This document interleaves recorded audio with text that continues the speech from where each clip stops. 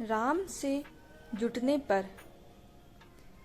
राम से जुटने पर, राम की भक्ति में भाव विभोर होने पर, राम के सारे गुण, सारी शांति, सारा आनंद जीवन में उतर आता है। जैसे वामन देव राजा बलि के यहाँ बौने का रूप धारण करके प्रकट हुए थे। उन्होंने अपने एक हाथ से एक छोटी सी लाठी व कमंडलू और दूसरे हाथ में छतरी पकड़ रखा था। जब वे 3 पग धरती नापने के लिए विराट रूप धारण करते हैं तो भगवान तो सर्वसमर्थ हैं, इसीलिए विराट रूप धारण कर रहे हैं। पर उनके हाथ की लाठी, उनके सिर का छत्र सर्वसमर्थ नहीं है, परंतु चूंकि वह प्रभु के द्वारा ग्रहण कर लिया गया है, इसलिए जब भगवान विराट होते हैं तो लाठी भी विराट हो जाती है। उनका छत्र और चरण पादुका भी विराट हो जाते हैं। मतलब राम जिसे ग्रहण कर लेते हैं वह भी राम के रंग में रंग जाता है और राम उसी को ग्रहण करते हैं जिसके हृदय में राम के प्रति गहन प्रेम है। जो संसारी है, संसार को सत्य मान रहा है, वह चोर है, क्योंकि दुनिया में उसका कुछ भी नहीं है, सब परमात्मा का है। फिर भी वह दावा करता है कि यह मेरा है। ऐसे चोर का परमात्मा त्याग कर देते हैं और जिसका परमात्मा त्याग कर देते हैं उसका कल्याण कभी नहीं हो सकता। वह लोक में सुखी हो सकता है, न ही परलोक में। भगवान श्री राम लंका तक पहुंचने के लिए सागर में पुल बंधवा रहे हैं। सभी वानर सेना बड़े बड़े पत्थरों में राम लिखकर सागर में फेंक रही थी। राम नाम की महिमा से पत्थर सागर की सतह पर तैरने लग जाते।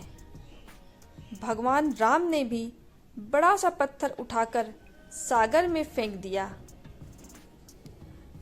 राम के द्वारा फेंका गया पत्थर सागर में डूब गया। राम जी ने भोलेपन से पूछा, हनुमंत, तुम सभी राम लिखकर पत्थर फेंकते हो तो वे तैरने लग जाते हैं। तुम सभी कहते हो कि मेरी शक्ति से पत्थर तैरते हैं, और जब मैं स्वयं पत्थर फेंकता हूँ तो वे डूब जाते हैं। ऐसा क्यों हनुमान?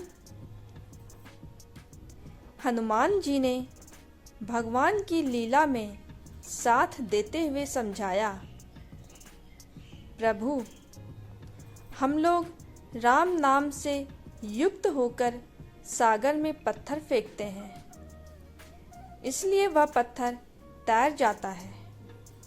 पर जिस पत्थर को स्वयं राम अपने हाथ से त्याग कर दे, अपने हाथ से उठाकर सागर में फेंक दे, भला राम से तत्त पत्थर कैसे तैर सकता है? वह तो डूबेगा ही। देखो भगवान कितने प्यारे हैं।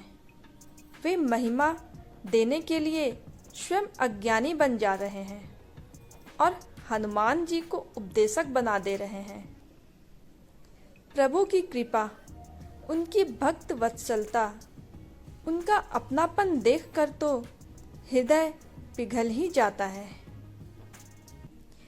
आज तक संसार में ऐसा कोई भी मालिक नहीं है जो अपने नौकर को अपना मालिक बनाकर स्वयं ही नौकर बनने को तैयार हो जाए। पर प्रभु को देखो, जो तीनों लोक के नियंता, स्वामी व सृजनहार हैं, वे प्रेमवश भक्त यानी अपने दास की सेवा करने को तत्पर हो जाते हैं। जैसे भक्त अर्जुन को तो रथी बना देते हैं और स्वयं सारथी बनकर रथ हाँकने लग जाते हैं। सद्गुरु कबीर साहब ने ठीक ही कहा है, प्रभु तो भक्ति के बस भाई, जाति वरन कुल रिझत नाही, ना रीझे चतुराई, सेवरी जाति भीलनी कहिए, झूठ बेर ले आई, प्रीति जानी वाके फल खाए, तीनों लोक बढ़ाई, कर्मा कवन आचार कियो है, हरिशो नहीं लगाई, 56 व्यंजन पीछे अर्पे, पहले खींचर खाई, त्रिलोचन और नामा पीपा, हरिसो हेत लगाई, सैन्य रूप है मर्दन किन्हा, आप भय हरि नाई, सहस 88 मुनि जग मैं जेमे, तैयो न घंटा बाजे, कहे कबीर स्वपच के जेमे, घंट गगन है गाजे। भगवान तो भक्ति के वश में है, भक्तमती सबरी के झूठे बेर भी भगवान प्रशंसा कर करके खाते हैं। दुर्योधन के घर का मेवा त्याग देते हैं और प्रेम के वशीभूत होकर विदुर जी के घर साग खाते हैं।